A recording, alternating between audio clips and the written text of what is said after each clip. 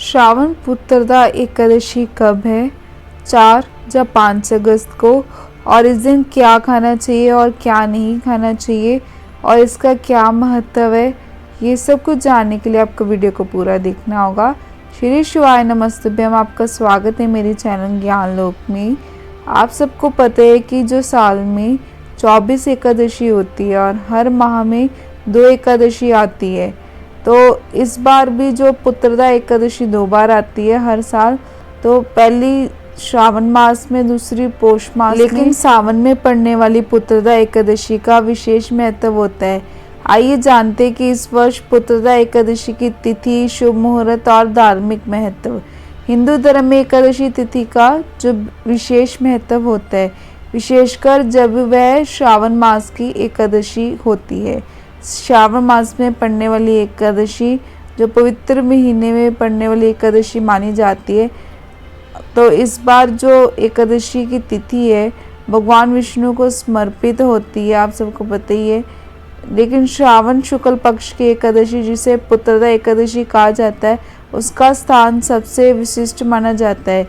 इस दिन व्रत और जो भगवान विष्णु की पूजा का विशेष फल मिलता है।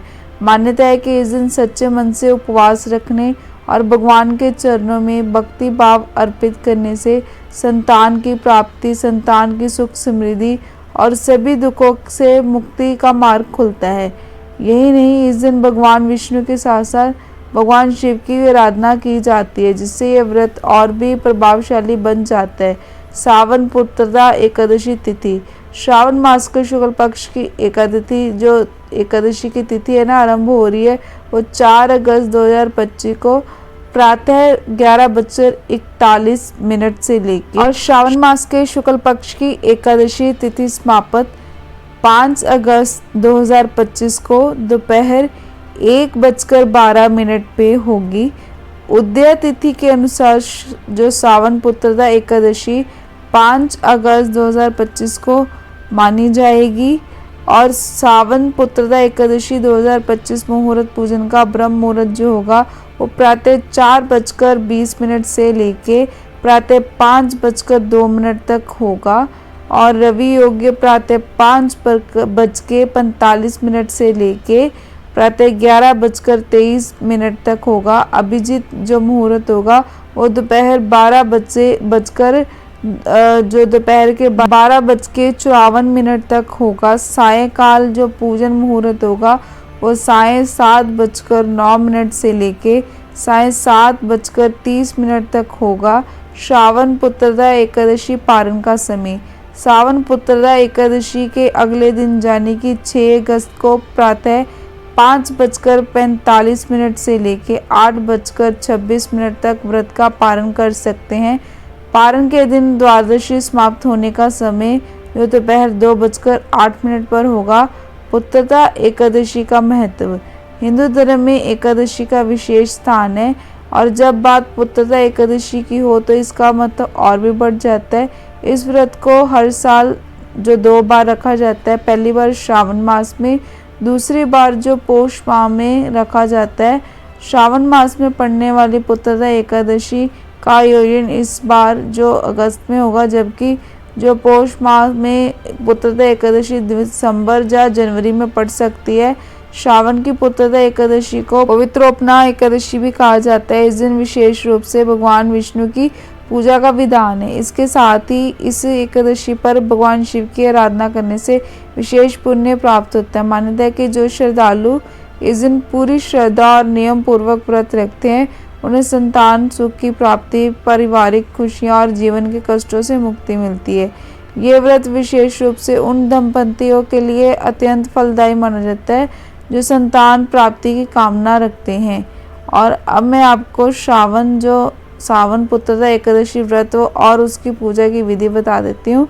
आपको प्रातःकाल स्नान करके स्वच्छ वस्त्र धारण करने हैं, जैसे पीले लाल रंग के आप जो वस्त्र धारण कर सकते हैं, इनको शुभ माना जाता है। सूर्य को जल अर्पित करें, भगवान विष्णु की पूजा करें, तुलसी, पीले फूल, चंदन और मिठाइयाँ चढ़ाए। पुत्रदा एकादशी व्रत कथा पढ़े जो श्रवण करे, धूप दीप से विष्णु जी की आरती करे और संतान सुख एवं परिवार की मंगल कामना करे। पुत्रदा एकादशी के दिन इन नियमों का करे पालन। पुत्रदा एकादशी के दिन आपको विधि पूर्वक जो भगवान विष्णु और माता लक्ष्मी की पूजा करनी चाहिए। पुत्रदा एकादशी के दिन श्री हरि को पीले फूल, फल, तुलसी और मिठाई जरूर अर्पित करें। एकादशी के दिन जो तुलसी को स्पर्श करना या जल चढ़ाना वर्जित है, तो ऐसा बिल्कुल भी ना करें। एकादशी के दिन किसी के लिए अपने मन में बुरे विचार लेकर ना आए। एकादशी के दिन चावल या उससे बनी हुई चीज़ों का सेवन ना करें। पुत्रदा एकादशी के दिन बाल और नाखून बिल्कुल भी नहीं काटने चाहिए। एकादशी के दिन तामसिक चीज़ों से दूरी बना कर रखें। और इसकी जो व्रत विधि है वो स्नान और संकल्प।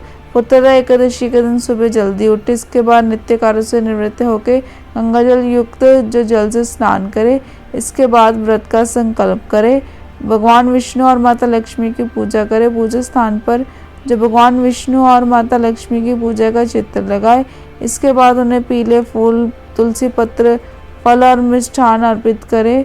विष्णु सहस्त्र नाम और कथा पाठ। इस दिन विष्णु सहस्त्र नाम का पाठ करें और पुत्रदा एकादशी की कथा सुने या पढ़े।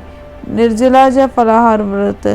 और जो आप इस दिन निर्जला व्रत रख सकते हैं। यदि स्वास्थ्य कारणों से निर्जला व्रत संभव ना हो तो आप फलाहार कर सकते हैं। रात्रि जागरण और जो भजन कीर्तन। पुत्रदा एकादशी के शुभ अवसर पर रात को जागरण करना और भगवान विष्णु के भजन गाना शुभ माना जाता है। पुत्रदा एकादशी का फल। पुत्रदा एकादशी के दिन पूजा और व्रत करने से संतान प्राप्ति का वरदान मिलता है। साथ ही अपने जो बच्चों की दीर्घायु और उज्जवल भविष्य का आशीर्वाद मिलता है। साथ ही यह व्रत जीवन में सकारात्मक लाता है और सभी कष्टों को दूर करता है। अब मैं आपको बताती हूँ, जानकारी देती हूँ कि सावन पुत्रदा एकादशी पर क्या खाना चाहिए और क्या नहीं खाना चाहिए। सावन पुत्रदा एकादशी पर क्या खाए। पहला है फल। सभी प्रकार के फल खाए जा सकते हैं। दूध और दही। दूध और दही का सेवन भी किया जा सकता है। साबूदाना। साबूदाने की खिचड़ी या अन्य व्यंजन आप बना के खा सकते हैं। शकरकंद और आलू। शकरकंद और आलू को उबालकर जब भुनकर खाया जा सकता है। सेंधा नमक। भोजन में सेंधे नमक का प्रयोग किया जाना चाहिए। आप जो सिंपल सादा नमक नहीं जो व्रत के खाने में प्रयोग कर सकते। अन्य कुट्टू का आटा, सिंगाड़े का आटा, मखाने का प्रयोग भी किया जा सकता है। सावन पुत्रदा एकादशी पर क्या नहीं खाना चाहिए। अनाज। चावल, गेहूं और दालें नहीं खानी चाहिए। नमक। साधारण नमक का भी आपको सेवन नहीं करना चाहिए। प्याज और लहसुन। प्याज और लहसुन का सेवन नहीं करना चाहिए। मांस और मदिरा का सेवन नहीं करना चाहिए। हल्दी, हींग और लाल मिर्च का भी उपयोग नहीं करना चाहिए। ये थी जानकारी जो पुत्रदा एकादशी के बारे में मैंने आपको इस वीडियो में दे दी कि आपको क्या खाना चाहिए और क्या नहीं खाना चाहिए। और जो पुत्रदा एकादशी, सावन पुत्रदा एकादशी कब पड़ रही है और उसका शुभ मुहूर्त पूजा विधि के साथ। और वीडियो में दी गई जानकारी अच्छी लगी तो वीडियो को लाइक और मेरे चैनल ज्ञान लो को सब्सक्राइब करना मत भूलना।